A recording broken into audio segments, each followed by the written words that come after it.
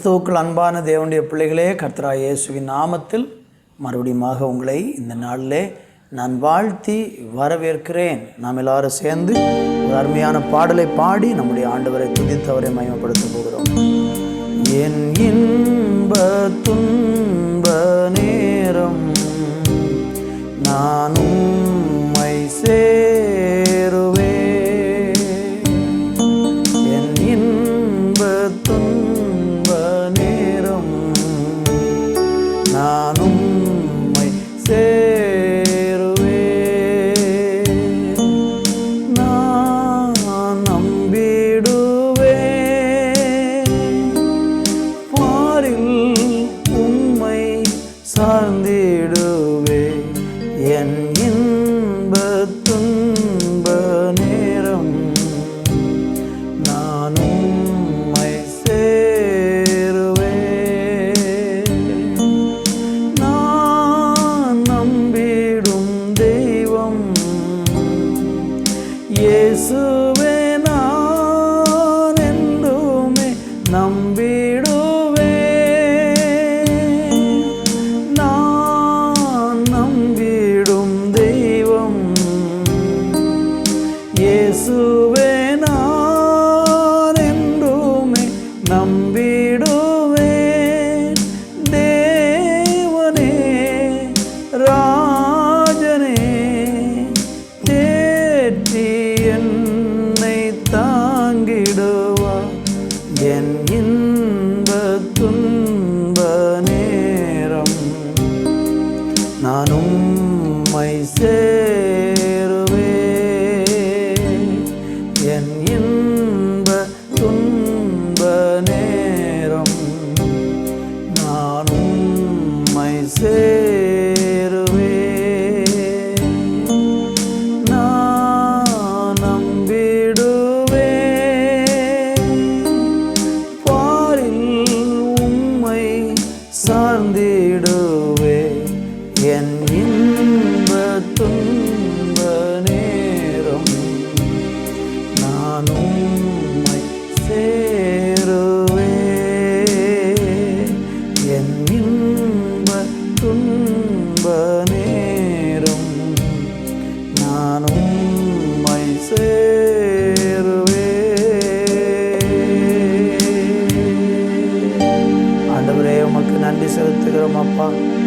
எங்கள் வாழ்க்கையில் வருகிற எல்லா துயரமான சூழ்நிலைகள், இழப்பின் மத்தியிலே, தனிமையின் மத்தியிலே, தவிப்பின் மத்தியிலே, பயத்தின் மத்தியிலே, எங்களுடைய இன்பமும் எங்கள் வாழ்க்கையில் துன்பம் வரும்போதும் எல்லாம் நீங்கள் தான் அப்பா எங்களுக்கு சந்தோஷம்.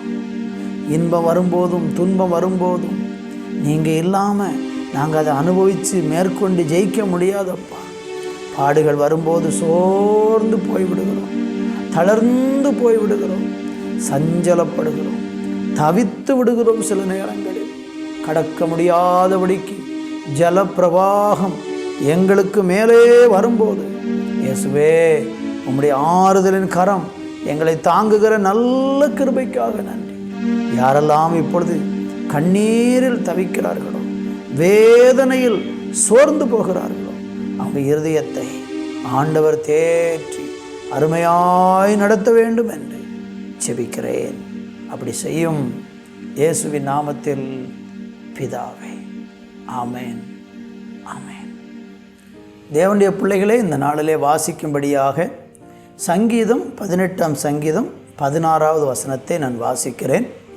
உயரத்தில் இருந்து அவர் கை நீட்டி என்னை பிடித்து ஜலப்பிரவாகத்தில் இருக்கிற என்னை தூக்கிவிட்டார்.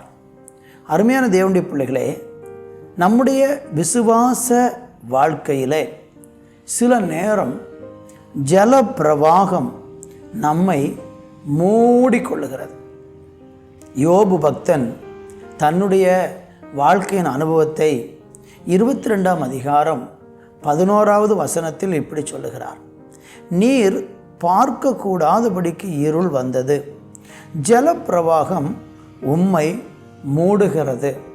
பாருங்கள், சில நேரம் யோபு பக்தனுடைய வாழ்க்கையில் எப்படி ஒரு பாடுகள், நெருக்கங்கள் ஜலப்பிரவாகம் போல வந்ததோ அதுபோல நம்முடைய விசுவாச வாழ்க்கைக்கு அல்லது விசுவாசத்துக்கு எதிராக சில நேரம் ஜலப்பிரவாகம் நம்மளை மூடிக்கொள்ளுகிறது.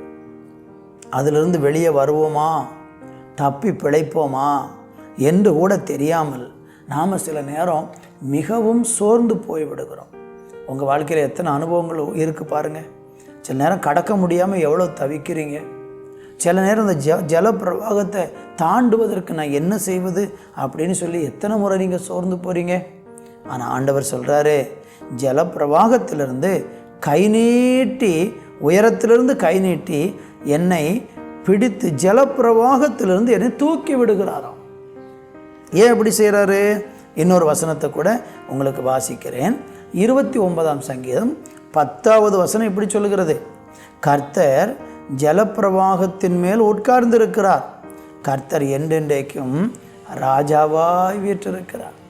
அருமையான தேவனுடைய பிள்ளைகளே, ஆண்டவர் ஜலப்பிரவாகத்தின் மேலே வீற்றிருக்கிறாராம். நமக்கு தெரியும், சீசர்கள் இயேசுவோடு கூட படகுல பயணித்து கொண்டிருந்தார்கள். அவர் அந்த படகுல தலையணை வைத்து அவர் அழகாக தூங்கி கொண்டிருந்தார். அப்பொழுது சீசர்கள் பயங்கரமான புயலும் காற்றும் வந்து அடித்த போது பயந்து போய், நாங்கள் மாண்டு போகிறோம், உமக்கு கவலை இல்லையா என்று கதறினார்கள். அப்பொழுது இயேசு அவர்களை பார்த்து அவங்களுடைய அவிசுவாசத்தை கடிந்து கொண்டு அந்த காற்றையும் கடலையும் அதட்டினார் என்று சொல்லப்பட்டிருக்கிறது. அப்பொழுது அமைதல் உண்டாயிற்று என்று நம்ம பார்க்குறோம்.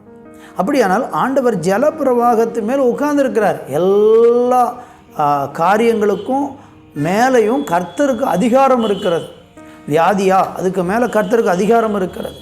கடன், பொருளாதார பிரச்சனையா, அதன் மேலே கர்த்தருக்கு அதிகாரம் இருக்கிறது. பிசாசின் போராட்டமா, அதுக்கு மேலே கர்த்தருக்கு அதிகாரம் இருக்கிறது. எல்லாவற்றுக்கும் மேலே தான் நம்ம ஆண்டவர் உட்கார்ந்துருக்கிறார்.